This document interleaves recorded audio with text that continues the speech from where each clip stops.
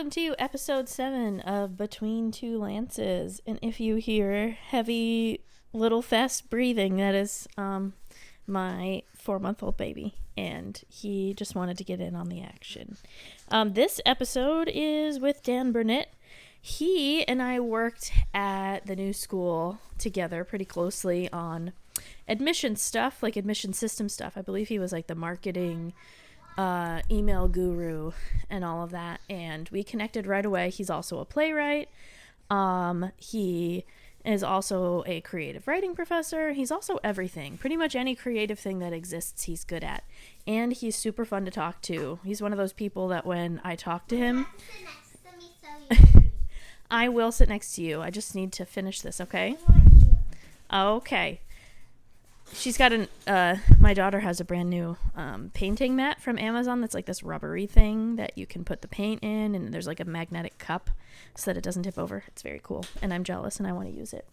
Anyway, Dan is the best, and he's one of those people that when I talk to him, we just kind of like laugh constantly and riff back and forth, and there's just this really cool energy that happens that only happens with certain people. And I hope this captures it. I wanted to talk to him because he didn't really know what instructional design was, but then, well, you'll see what happens.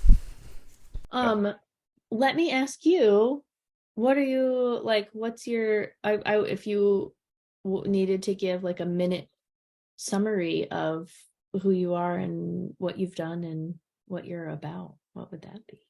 Sure. My name is Dan Bernitt. I'm trained as a playwright and a solo performer. I spent about 10 years doing that, writing stories, understanding how stories work and operate. And then I got really scared of my own creativity because I had a mentor say that queer stories were not valuable, and I believed him. And that just watered the seed of, talking about gardening, that watered the seed of things that I was afraid to believe about myself, and I believed it a little bit too intensely, and then for 10 years ran away from my creativity and used that in other ways by working in marketing and communication and publishing and um, operations, project management, all kinds of other roles where I'm like working really hard and getting results. And then right before the pandemic happened, I left a job that I knew no longer served me and decided, okay, I'm going to like be an artist and a creator again. And it's been a tough little journey, but this fall I'm going to be a creative writing professor. So, yeah, it's That's like, awesome. I resisted it for 10 years, and now I'm ready to actually stop resisting my uh, creativity. So You're gonna have to do instructional design.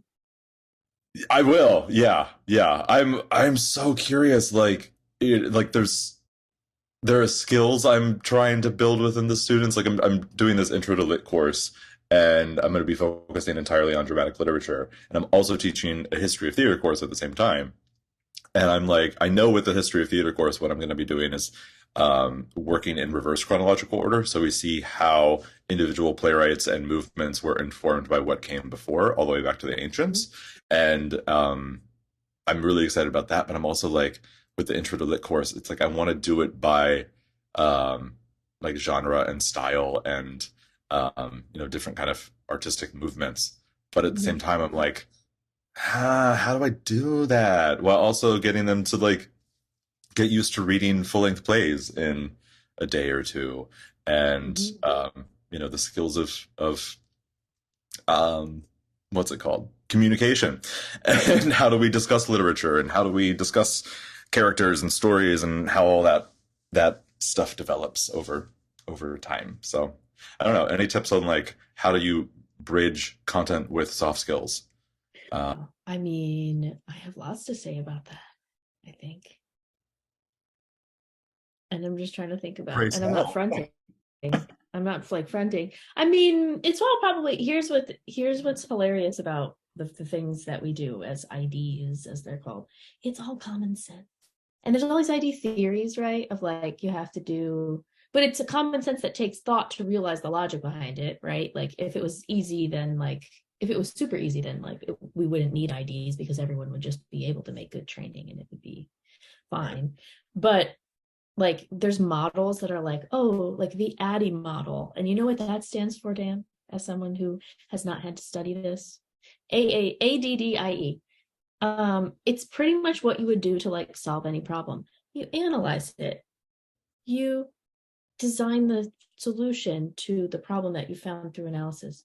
You develop the actual artifact, the thing, like the course, the online thing, the whatever, and then you implement it. And Mind then blowing. And then and you then execute. Execute. evaluate. Implement is like Oh, execute, and then you okay. evaluate it and see if it worked. Don't Ooh. you feel like you've opened up the world of like, wow, I would never have thought to do that? I Because it's have kind of what, gone through a yeah. quad with +1. So It's, but then like when you actually like intentionally apply it, like yes, it can help or whatever. But like the hard skills with the soft skills stuff, it's like keeping things as sort of down to earth and realistic as possible, and putting things in context is really important, and not just like, hey, what do you think about that? But like, oh, you have to perform a thing about your thoughts about this, like prepare a 2 minute monologue about blah blah blah blah this from this character's perspective and blah blah blah.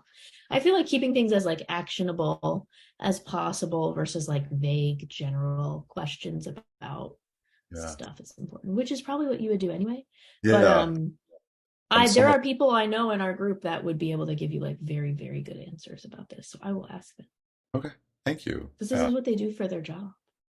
I love that they have these jobs because it's just like cool. I want to be in a classroom In and Yeah, analyze how they, how they go. and what how it in an ideal world of how your life would be like as a professor is like there are universities where it's like, oh yeah, we have courses and the professors teach the courses.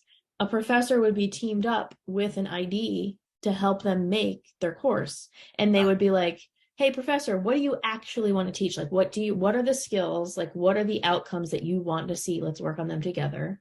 And what specifically do you want them to know about by the end? And then the ID would like take those from you and then basically interview you about all the like the topics, and you will probably, because you know lots of things about lots of things, give all this information about all this stuff and everything you want them to know and all these facts. And what the ID would do would take that, they would take all of that, rein it in, get rid of anything that isn't actually directly relevant to the things you want them to do, so that they could ensure that like your entire course is just very focused on like what you really want them to get out of it. Because what happens is when you know, when you're like a subject matter expert, you just know all this stuff, and you and everything just seems so important. Like they need to know this, but to know this they have to know that and that and that and that. But an outside person who's an ID comes in and they're like, yes, that is important, however for this course going to get rid of about 85% of what you just said, and we're going to Yeah. focus on this and do it well. That's Ooh, basically what we do like all the time. that's awesome. Yeah. So it's like, I mean, I worked at a publishing company and it just sounds like the book outlining stage where you're talking with the author, where it's like, Mm-hmm. okay, like you apply structure and Yeah, begin to edit before an actual like absolutely. editor comes in. So awesome. And then if you had an online course, or if you're doing something in person, like the ID would like make all of your materials for you. They would make your syllabus, they would make your exams, they would give you rubrics for grading them, they would assemble all of the images and assets and videos that you would need and put them in an organized way for you to use, so that all you have to do, you help make the course, but all you have to do is just teach it without having to like make all of the things that go with teaching. That feels mind blowing to me because it's like, it feels like I keep thinking of like story structure and how it relates to story content, that it's like with the structure of the story, it's like that's really the most important part, that it feels like a lot of the property of like the intellectual development of the course would actually Mm-hmm. go to the designer, even though the content of it is with the instructor of it. But it's just like I don't know, I'm like, it feels it feels like they're like it feels like the instructional designer is actually doing all the work. Well, it's facilitating your knowledge to be in an organized way so that the course is like effective to get at what you really want them to versus being clouded by all of like this stuff that can get in the way of or like still be enriching, but like if you really have these certain things that you want them to get by the end, then it's easy to, lose sight of it and then include all of this stuff that kind of like isn't actually relevant but could be its own other course or something. Like I Sure. used to work for LSU and work with professors, and I did like a sociology course and an engineering course, and they had like creative ones too. I just didn't get to work with them because other IDs were on it. But yeah, it's fascinating because the instructor's like, oh, but I want to do this and this, and you're like, yeah, you can totally do that, but what if you did it this way and then it fits with what you want to do? And they're like, yeah, it's really fun because like you're owning it all, but we're just Yeah. helping you get what you want out of it. What if you structured the timeline of your course like a story? I've been thinking about So that as fun. well, especially because it's like there's 16 weeks, and what I love about the way that they've scheduled everything is like fall break is right in the middle between like two different 8 week sections. So it's like it's Ooh. very easy to have like 4 acts of a semester, and make it like that way. So I'm just like I love that. I want to Yeah. be in your class because you would be the like I that would be the best. Because I'm Hope thinking so. for anybody who's listening to this, I have seen Dan do like perform yelling at bananas in Whole Foods, right? Yeah. Which was so like I'm not just saying this because I was trying to be supportive and nice or whatever, because I've gone to some bad things where I was trying to be supportive and I was just like I saw a production of Heathers that was like a local theater production of Oh Heathers, no. and I wanted to die while I was watching it. I was like, ugh. But yours, I actually like legit laughed out loud, and I just felt really like it was like really relatable, and you connected with everyone. And I still think about it. Like I God, still think about it. Yeah, that was like almost 10 years ago. I So, know, but I still think about it. wow. Wow. Thank And you. I am not just saying that. Like I still remember things. I remember some detail, and I have a horrible memory to be honest. But I remember what the theater looked like. I just Mhm. remember all the stuff. Yeah. That was a magical evening at Mm-hmm. Jack in Brooklyn. Yeah. Yep. I bet. Like I don't. It's just thinking about like what I know that you're like as a writer, and how when we've worked together, how I remember that you work through things. And I'm not. I don't. It might seem like I might pitch this to like everybody that I talk to in just life, but you would probably be really, really good as like a freelance ID. You would be Mm. like really good at it because here's why I like it. Did you know that I like to be creative? Am I refined in my creativity? Can I make something that's of like very, very high quality in a certain medium? No, I can't. I just like to do all the creative things, and I just hope one day I'll have time to get really good at one of them. But I like this field. I like making training and learning things because it's different all the time, and I have to write stories all the time. I'm writing a scenario right now like for people to learn about stuff, and I have to come up with contingencies and believable dialogue and all of this stuff without it being hokey. Like I've had to write fake like chat conversations on a gaming streaming platform of like users talking to each other, and the avatar, like the not the avatar, the person hosting the channel interacting.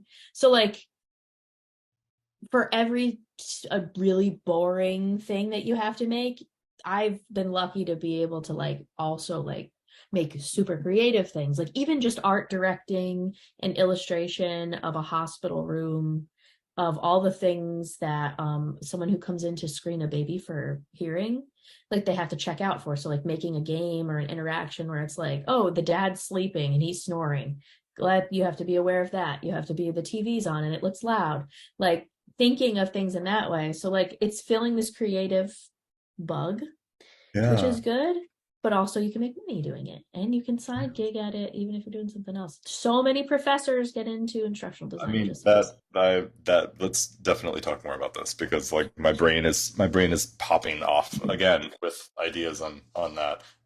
Most Like, recently yeah. I was working with this is like related but not exactly like on it. Um I was working with a guy who has spent like a long time as like an underground psychedelic therapist and has been doing that for a long time. And he was telling me like parts of his life story, and as I kept asking him more and more questions about it, like I just started to get like a sense of like his entire life story as a novel and as a narrative. Mm-hmm. And he was just like, oh my God, I thought I was just talking, but like you heard this entire structure of how my life works. And I was like, yeah, like this is like, I just going back to what Yeah. were saying earlier about like just story structure and all that. It's just like, that's, yeah, my brain puts stuff into order. Which is why I think I write less than I do than than I structure the things that I do. So I'm like, that's just what I Yeah. really love. It just feels like a puzzle, and like that's the stuff I just really enjoy. Is like where does this piece fit? How do I make this piece fit? If this piece Mm-hmm. like, it feels like it fits in a certain place, but I'm not exactly sure like what angle the fit would be. And then I, sit with it and I figure it out. And it's like, oh, okay, that's neat. That is I'm holding exactly. back all my excitement. Just Yeah. Oh, Eek. This is awesome. And I want to already talk to you again just in life. Like we need to be more, like we need to chat more just in Sure. general. Yeah. Oh, also everybody, Dan played Blippi for my daughter once on a FaceTime call. That's the only time I've ever addressed the audience, but they need to know. Oh my gosh. Well, I didn't realize that that could also be a side hustle of my own. Yeah. Wow. Yeah. And you're very good at it. Okay. I'm thinking of which one I want to ask. Okay. What is like the worst learning experience or training you've ever had? For a job, a horrible class that you were like, what the heck? Worst. It could be an online e-learning module that you have to do for like compliance. Like, does anything stick out as like the worst you for like, oh my God. Like part of me Or said, you started a job and someone was training you and you're like, you are a terrible trainer. oh, I mean, like there was something recently where it's like I'm doing like some uh you know a bridge job before I become a professor, where it's like I'm working at an Amazon fulfillment center right now, and Mhm. they are training me to do things that I've never done before, like drive these industrial trucks and these like machines and a cherry picker and like all these things that just like go around this facility. And it's fascinating because I'm like, I usually solve problems with my brain, and all my jobs have been in my head and all that stuff, and having to communicate with people. But with this, it's like, oh, I'm driving this machine around. They were teaching me how to drive this thing called a tugger, which pulls these like cages around the facility. And like you have to like make pretty wide turns with it because like the tail of all the cages can be kind of long, and it's not like the cages themselves like kind of like fishtail out and like do anything weird, but it's like you have to be Mhm. really conscious of like just the movement that you're doing. And like I I say this is not the worst, very much not the worst, but it's like it's most front of mind because I feel like when people are teaching something, they know all the content of it, but they don't know how to actually frame it for somebody else. Where it's like I started to see just like the person who was training me, and this was the first time that she had trained somebody on Tugger, but like she knows how to drive it and she's like really good Mhm. at it. And she was like telling me all the things to do next, but I had no framework with which to think of like, well, what am I doing right now to accomplish in the future?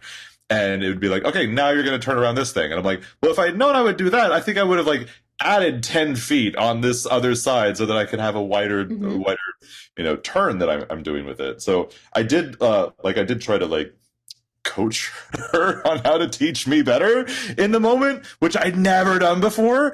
That's Or instructional design.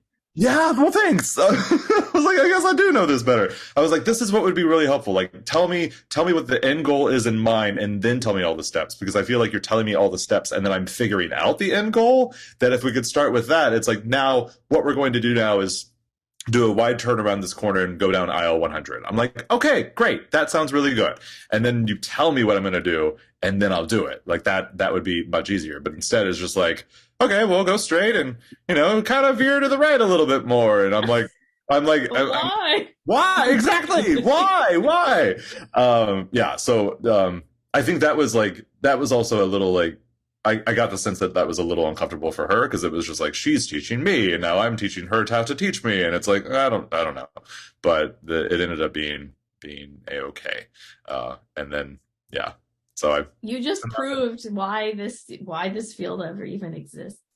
yeah, because yeah, it's like like you know the things that are in your head, but you don't know how to get the things out of your head so that other people know how it works in your head. Mm-hmm. Yep. Does That's that feel like a essentially what I fair do all day, every day. summary? Okay, Yep. good. Yay. As a Mm-hmm. pure outsider who also knows, like, oh yeah, that's stuff. I do that. This is as magical as I could have hoped it would be. Because Oh, honestly, good. I kind of dread doing anything related to work for fun. Like, I consider this fun. And I just don't ever want to be like the stuffy LinkedIn people. It's like, let's talk shop. Like, I hate Hmm. it so much. I just Yeah. don't. I know that people love it, and that's okay. Me personally, my brain does not like it. Like, I don't want to read books about it. I just don't. I just am not. My time is my time, and I like what I do, but I don't really care about the. I do care. I don't know, because I don't want people to listen to this and be like, "Oh, you actually care about the field," and it's like I do, but in my own way, and the Definitely. experience of it, not from like the technical textbook of it, Yeah. you know. And I get So the this sense is that it's like magical. it's also, you know, it's not about like we'll only talk about these things of the field. Like if we're going to talk about like if we were to talk about like marketing right now or like email Mm-hmm. marketing, it's like this is what an open rate is and all these things and this is how you optimize the open rate and it's just like Yeah. no, like what are the like and I think I learned this like in playwriting school. It's just like why are people talking right now? Like what's Mm-hmm. really at the base of why are they talking? Like what are they trying to communicate? What is like underneath everything that we're saying? Because it's not Right. just like the words and the content. It's like, well, what are the feelings that are happening underneath? And like the thing that I think of in terms of just communication in general is like dialogue is a bunch of icebergs where everything above the surface are the words that we hear, and then everything below the surface is all the feeling and the situation, the backstory, and everything that just like Mm-hmm. is making that like float up and show to the surface. That yeah, I get the sense that like you see things as more broadly applicable than like Mm-hmm. the talk shop boring nuts and bolts. Like I only this is the only thing that I know, and I need people to know that I know this because I am a capital A authority. Yeah. No. Yeah. I don't know. I that whole type of culture of like thought leaders and crap makes me angry. Mm-hmm. But also I kind of thought about like doing things this way because everybody, no matter what they've done, they've gone to somebody, you've gone to some sort of school, you've had some sort of training, you've had to teach somebody something, even if you don't do it for your job or you don't just like, and so the more I feel like people actually think about it in that way, like the human part of it, where like we all have to experience it, the more fun it is. Because then you actually get to hear like, well, what worked for you? Like the truck thing, like, Yeah, well, what didn't work? And like, what was your experience going through that? Like, that that is more fun and also valuable when you're like starting to actually do the actual work, like, well, I know that this human experiences things this way and it kind of can inform yeah, how you do stuff yeah. better than some. I'm reminded right now of like another learning experience where I was just like, oh god, and where I was the one who was teaching, and I was like, why is this so bad? And like I was like when you were describing like uh you know the things that we all have to teach somebody something. I was like, yeah, like you have to teach people how to love you as well. Mm-hmm. Like I mean that was something that came up in my last partnership where it's like I realize like there are many things that I don't know that I need that I now need to ask for, and I can't Mm-hmm. just assume that somebody else understands all these things because I understand them. It's just like, well, shit, how do I instructionally design how to love Yeah, me? Like, and I that's realized, I'm like, oh, okay, I do need to figure this out.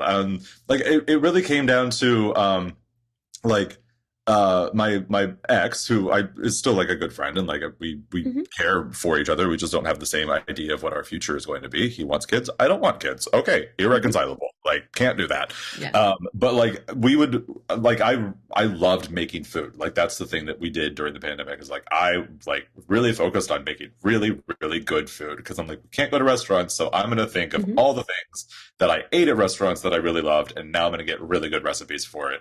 And we had a Yeah. wonderful 2 years of a home life making really good food. So like he would want to help and I would like often need help because it's like there's a lot of time that I'm putting in the kitchen and like please help Yeah. me do things. What he would sometimes do is try to predict what I needed next. So like I would tell him like please do this one thing, like cut up this mint and like do this. And then like he would Mm-hmm. see that like there's a skillet on the stove. So I think he's trying to predict what I need to do it for, but I'm really giving him the thing because this is the last thing we need. And you can take your time Mm-hmm. doing it and do other things because all I need is just the mint chopped up. And then like he chopped up the mint and he put it in the skillet with like the olive oil that was getting hot. And I was like, no, like that's not what I need. But like, thank you because like you also have to honor like the feeling that somebody has, like Yes, their their intention versus time. like the impact of it. And it's just like, okay, cool. Like I just I all I like thank you for trying to predict it, but like we really need to communicate more about what it is that I need in the kitchen and what I don't need It's in a the big kitchen. assumption to make that you're going to put mint in an olive oil pan. I don't know. I mean and then it's also like sometimes he would like predict things that I was gonna do and like it's not the right thing, but it actually didn't matter because it's like, well, that is all getting mixed together. You just mixed it together before I knew it needed to be mixed together. So it's actually Yeah. gonna be okay, and this is not a problem, and I'm gonna resolve myself right now because you didn't do Yeah. anything wrong. So being You, connected on the internet with me is I get in your brain. yeah, you're like, listen, I'm part of the Internet of Things, and I am listening to you all the time. It's like I was thinking of just communication recently, of like all the ways in which it can fall apart, where it's like you have like there's like at least four places where it falls apart, where it's like I have something that I want to express and I don't know how to express it, Mm-hmm. so it falls apart there between me finding the right words for it. And then it's like what that person hears me say from what I actually said, and then their interpretation of it. And Mm-hmm. then it's just like it falls apart on the way back as well if they like are reacting to something that they thought I said but I didn't actually say, and now they're talking to me at this, and then Mm-hmm. I hear this thinking that they heard me because they didn't ask for clarification. And it's just like it just like can so easily turn into this big cluster where I'm like, what in the world is going on? But yeah, and Mm-hmm. then no one's aware. I don't know. I had a lot of wine that night, so I think I just Yeah. listened, even though I said there were four. But sometimes things are blended into one. They're actually No, separate, but they're not. that, yeah. And I'm actually realizing that, like, one of the things that the guy, that Parker, the guy that I co-own this company with, he is like big on analogies, like using as many analogies as possible, like inside No. actual trainings and stuff. And I'm like, there's so many cooking analogies that I feel like I could have used throughout anything I've made, even just the personal interaction of cooking, not just, oh, here's the ingredients and the order and whatever. That I feel like we can tap into, especially for like the softer skills of like, Yeah. and it, yeah. And then like what you said about what you say and then what they hear and what gets interpreted in the context and the environment, like when you're on the job and you're trying to do stuff and then this customer is saying something and then blah. Ugh, ugh. And then yeah, and then everyone else is going through the same process, and then it just gets Yeah. multiplied again and again and again. And that's rough. And especially like with analogies as well, where it's like that becomes a symbol that you think has a certain connotation, which may be different from its denotation. And then it's like Yeah. people will have different meanings attached to it, where it's just like, but I hate lemons. Why are you talking about lemons? Lemons are disgusting. You're making it seem good. And it's like, wow. I actually think I might bleep out the word mint in this production because I hate mint. I hate it so much. It makes me gag. If I accidentally eat it, like if it snuck into something, I know and I will vomit immediately. Then I will never make you beets with tahini because that has mint in it and dill. Please So don't. I A won't. dill, I'm okay with. Mint, I'm not. But one time I was at a bakery and I was a grown up. I was not a child because it happened when I was a child too. Like someone accidentally gave me like a Hershey chocolate that had mint in it, and I didn't look at it. I just ate it. It was like Christmas Eve, and I vomited my guts out because I just hate mint so much. And when I brush my teeth, I black out. I basically have learned how to black out my taste buds and just kind of like. And I can't talk while I'm brushing my teeth. I hate when people talk when they're brushing their teeth, and I hate being able to smell it coming from their mouth. Oh my God, it's the worst. But anyway, I was at a It is bakery. wild that you black out for like 4 minutes every day. Yeah, I just don't think I'm just like I just block out my taste buds. And so I was at this bakery and there was like a display of marshmallow brownies. And I went up and I was like, oh, great, brownies. I love brownies. And I love this. It was in you wouldn't know. For some reason I thought you had been in Albany. And I was like, oh great, I love her brownies. And I go to eat it. And yay, marshmallow brownie. And it was a mint brownie. And I put it in my mouth in front of her because she's the owner and she makes everything. And I puked it into my hand as a grown-up in the bakery. Oh Not my even thinking about it. It was just a knee-jerk reaction. It wasn't like, I don't like this. It was just like, God. yeah. So mint is a bad word. This is another thing in therapy. I should probably get over it. And then Do you ever people have are like, people, what are you gonna say? do you ever have those people who like try to tell you like, but it's really good, and it's Yeah. just like, well, that doesn't make it so that I don't vomit in my hands. Like I'm allergic to Is it chocolate and to nuts, so people are just like, but you're missing out. It's really wonderful, and I'm like, as no, if it's you're not. choosing it? Right? Yeah, it's like this is. Yeah, why would I choose to have this burden? Like, I don't want to have this problem. Do I want to be nauseous every time someone's chewing gum? No, I don't want to. Are you cool going to the dentist, or is that like a No, okay? no. It's the worst thing I could possibly. I haven't gone in like 3 years because I can't get a very good Whoa. job. Okay. Yeah. Yeah. Luckily, I don't have very many teeth. I just mean I was born with like fewer teeth than most people. And every time I go, they're like, you At don't this have a one lot of thing. teeth. There's no excuse for you not to floss. It takes you like 10 seconds. It fills my mouth. I have enough teeth to fill my mouth, but I just have fewer. I'm crying.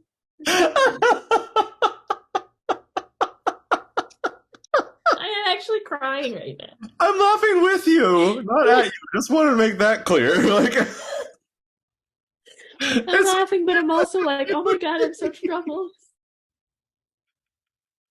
wow. I'm still crying a little bit. Oh, Oh, this is delightful. And also, yes. we've really unearthed some issues here. Oh, definitely. Yeah. There's stuff within all of it. This is just where I go as well in Yeah. conversations, and if people want to go downstream with me, then like, here we go. Yep. The Woohoo! water is great. I do have one parting question that I've What's up? decided I'm going to ask everybody because for some reason it's in all of our marketing materials and it's controversial. Is a hot dog a sandwich? No. Yes, you can still be in part of our community. Thank you. Yeah, it's definitely not. Like a hot dog is its own little entity. Perfect. Like I when I was like anti-carb for a too long portion of my life, I always looked at like bread as edible plates, and Yeah. that's really the bun of a hot dog. It's just like it's an edible wrapper for Yep. the dog. Well, that's perfect. You can still stay in contact. The person that shall not be named before said, yes, it is. And then they showed me a diagram that was nonsensical. And if you were about to whip up that diagram too, I would have been upset. So I thanks for your love that help. they had that available and ready to show in the conversation, because they're like, I was prepared for this moment because wow. I don't I want to see this diagram just so I can see also how nonsensical it I is. shall send it to you. And it's a Venn diagram. And I'm like, what is it even saying here? No, What is it even no, saying? no, no, Yeah. no. The best Venn diagrams are just two circles on top of each other where it's all overlap, where good people and hot dogs are not sandwiches. Two interlocking. I'm going to make completely that one and I'm overlap. going to post it. But thank you. And also, I feel like this is what we needed to reconnect and like be more in each other's lives again. And I'm excited about Definitely. it. Yeah. And if Yay. you need help for real, like with putting together material and I stuff, think we will. Yeah. like even just asking like people for advice, it's all for like it's all free. Like it's not I'm not trying to sell anything. It's just like a group of people who like, when you're like a freelancer, you're kind of alone. So we try to Yeah. combat that by being like, hey, here's people to actually talk to. I would love to. So we do that. Yeah, I would love to lurk in that type of community, and also maybe not lurk, but maybe, contribute. But I'd love to just see like how are people talking about this stuff, because I it's something that Yeah. I have been very curious about, and I think about more than I may think about. And yeah, which is Cool. just all to say, invite me, get me in there. Right. Let's party like it's the current year. Yes. With caution. Yes. That's an Because we don't know evergreen what's going to phrase. Let's happen. party like it's the current year.